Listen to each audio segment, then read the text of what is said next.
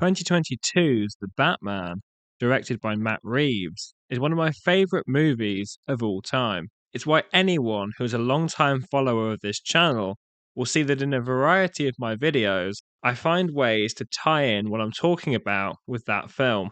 For me, it's undeniably my personal favourite take on the character. Whether it's the strongest Batman film or not is something that I can never fully make my mind up on.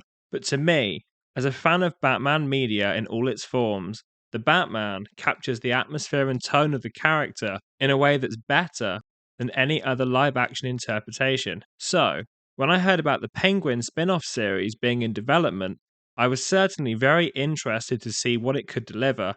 I'm generally not in favour of excessive amounts of spin offs for franchises, as I feel that if not handled with care, it slowly dilutes the franchise down from what made it originally so interesting. But having watched the first episode of The Penguin, which came out today, I'm very pleased to report that this doesn't suffer from this issue. The Penguin doesn't dilute the world of the Batman, it looks to enrich it.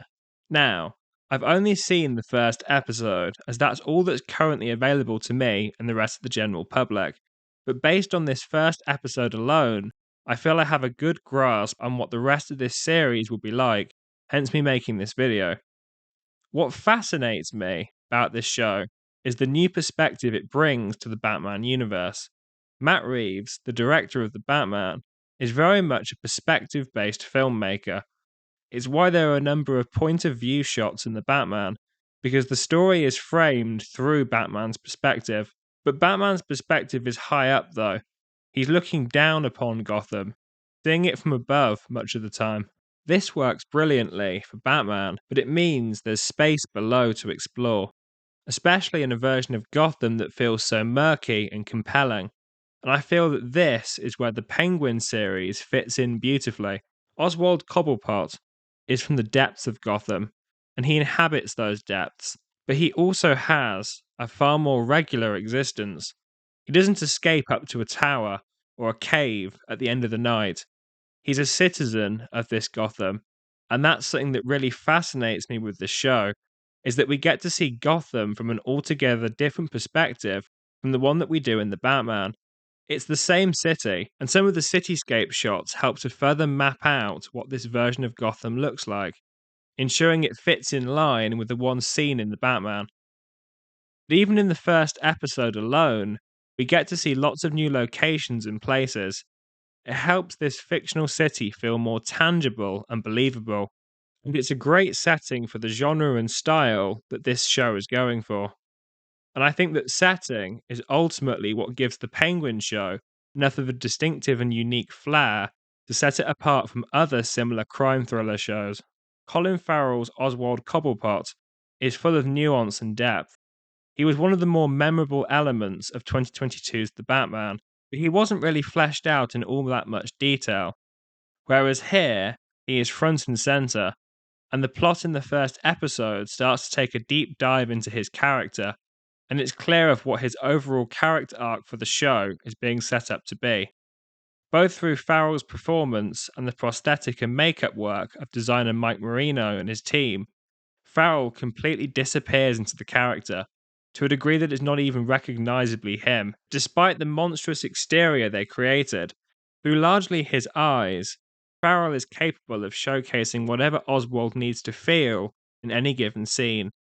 It's fascinating to watch, because you'd expect that level of prosthetics to almost dehumanize the character, and yet somehow they're able to retain some albeit morally corrupt humanity to Oswald Cobblepot. The first episode also gives us some insights into the other players in Gotham's organized crime scene, including introducing Salvatore Moroni, as well as Carmine Falcone's two children, notably Sophia Falcone, played very well by Kristen Milotti, who conveys a character who's both terrifyingly mad and intelligently perceptive all at the same time.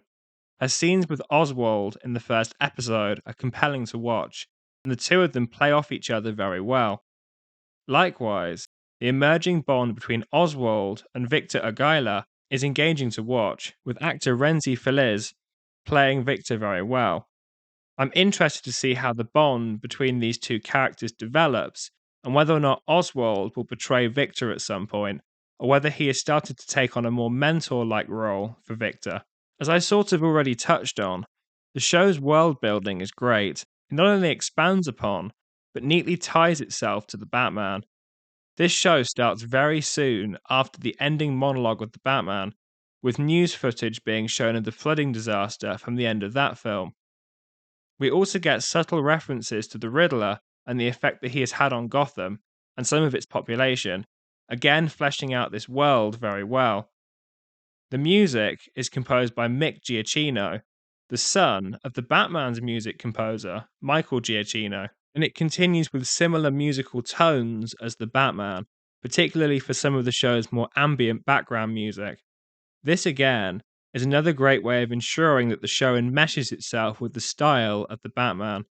The same is true for the show's cinematography, which is clearly influenced by the Batman, which is only a good thing given how visually beautiful that film was. Overall, then, a strong start to what looks to be a promising series. I will return to discuss this series again once the final episode has aired, but in the meantime, if you've made it this far, thank you so much for watching. If you've enjoyed this video, then please like and subscribe for more reviews, video essays, and breakdowns on this channel. Thank you.